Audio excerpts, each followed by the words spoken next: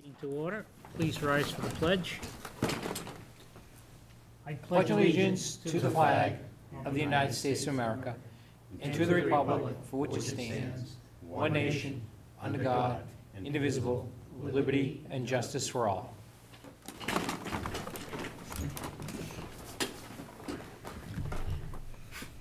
Welcome everybody here this evening and those that are taking time to watch us on television.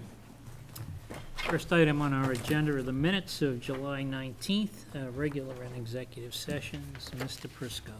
Mr. Chairman, I move to approve the July 19, 2010 regular session minutes as written. Second. Motion by Mr. Prisco, seconded by Mr. Delaney. Discussion. Hearing none. All in favor? Aye. Opposed? Unanimous. And we also have the executive session of July 19th. Mr. Prisco. Mr. Chairman, I move to approve the July 19, 2010 executive session minutes as written. Second. Motion by Mr. Prisco, seconded by Mr. Delaney. Any discussion? Hearing none. All in favor? Aye. Opposed? Unanimous. Correspondence, yellow sheets, if you have anything, pass them down. Okay, let's see, something. If there's anything you want to glance at, it's in that. Yeah, I'll get it later. Thank you. Anyone here for public comment?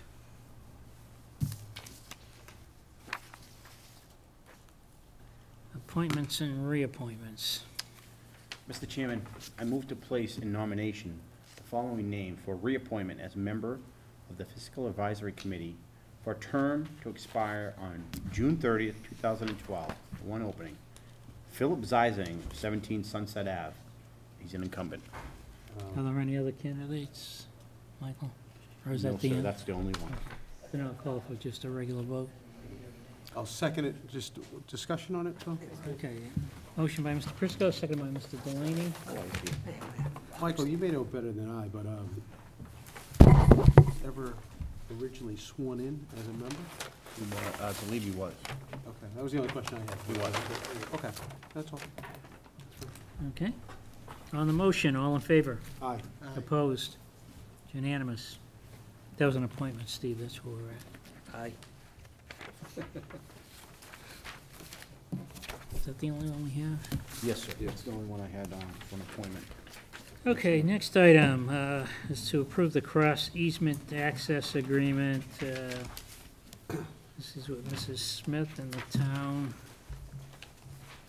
providing access into the Smith property that the town acquired several years ago. Mr. Belconis. Board members, you have a copy of the revised agreement that's in the packet. The board had, one of our earlier meeting, requested a change to item number 8, which involved access to the property. The language that was in there has been removed. As you know, this provides, clarifies the legal access to the property via Elm Street. And there are 2 bridges that are in question, and the town would maintain those bridges for the duration. So this memorializes that arrangement. And I would ask you to approve. Mr. Delaney. Yes, thanks, Mr. Chair. Mr. Baliconis, can you tell us what the language was prior to this change that we have before us? Because I can. I think this still creates the issue that we were trying to avoid the last go-around with this draft. Following language was removed. The town recognizes that Smith operates a business from the property known as at 230 Elm Street, North Reading, Massachusetts, and has a need for commercial vehicles to access the property. The only roadway that allows for vehicle access is Wright Street in exchange for obtaining the easements called for in this agreement. And then it goes on to what remains, so that what I read to you was removed from the original document, and that's what the board had previously requested. Your memory may be better than mine, but I don't. Well, what area are you looking at pushing? it, number 8, paragraph 8. Mm-hmm. Just, if we execute this cross easement, the Smiths will have in perpetuity the right, I see it, to continue to use that road for commercial vehicles, for any businesses that they run on that particular property. And there's nothing that this board or any other board in future years can do to limit that. So I thought that's what we were trying to avoid. No, but this says, using said Wright Street. It says the town agrees not to limit or prevent access to the Smith property by commercial vehicles using said Wright Street. Right. Maybe I misunderstood the last go-around on this, but What we didn't want was commercial vehicles going over the bridge. Right. Right. We also did not want to memorialize or recognize that that was a pre-existing non-conforming use, and that language was removed. I thought that's what we wanted them to do, is use Wright Street. well, Yeah. there were two right, things. One, exactly. we didn't want them to be able to use the bridge. This is my understanding. We didn't want them to be able to use the bridge for this purpose, but also, we didn't want to be locked in to allowing them to use, we are guaranteeing them the right to use Wright Street for any commercial vehicles from now in perpetuity. And I thought that was something that we didn't want to lock ourselves into as well. Maybe I misunderstood that discussion. I don't know if anyone else can add. Mr. O'Leary. Part of what the previous language indicated was an acknowledgement by the town that it was a non-conforming Right. business use of the property, which the board had concerns in recognizing and memorializing in this agreement, because then it would potentially, limit the town's ability to monitor the activities, that's what goes on, not just on that property, but on other properties there, so that we wanted that removed. All that this does right now is it precludes us from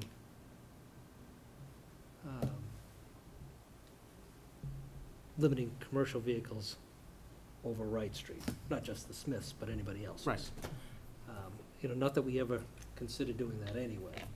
I think the major concern was acknowledging the non-conforming use. In that, should some of the town choose to take some action at a future date as far as any activities that are taking place on that property, whether it be by the Smiths or somebody else going forward, the previous language probably would have limited us as to what the town can do. I think removing that still allows the town to question what's taking place on the property. This does not necessarily recognize and accept what's going on there. It just limits us from prohibiting commercial vehicles from going over Wright Which, Street. my understanding was we felt we couldn't prohibit anyway. I Because mean, it's the there are only some point of neighborhoods that we access. could. I mean, there isn't a commercial entity there, and there wouldn't be any Of reason to course, limit it. right. But, unless the town were to do something with the property that we have now owned, Mhm.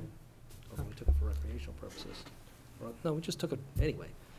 We're not limited as to what we can do. So if we wanted to build some sort of a commercial site there, I suppose we could. And access would either be over the bridge or through Wright Street. But what our biggest concern was acknowledging what may be taking place on the Smith property now. We didn't want to acknowledge that, we didn't want to accept it, we didn't want to lock the town into a position where we wouldn't be able to take any further action down the road, should we so choose. I don't think this limits us from doing that, because it's not acknowledging anything that's going on there. We're just saying we won't limit commercial use on Wright Street, commercial trucks from going to Using Wright it. Street. Doesn't mean that we're agreeing with what's taking place or what may be taking place At the Smith at property. the Smith property. Okay.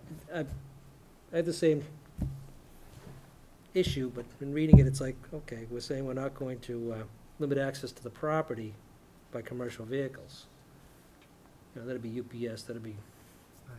Federal Express, that would be, an oil dropper, stuff like that.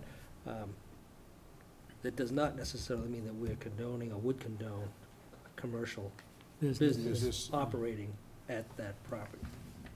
You're the lawyer, but I don't think that restricts us from restricting the activity that takes place on that property, if it's not properly zoned. Make sense, Steve? It makes sense. I just see this I don't, yeah.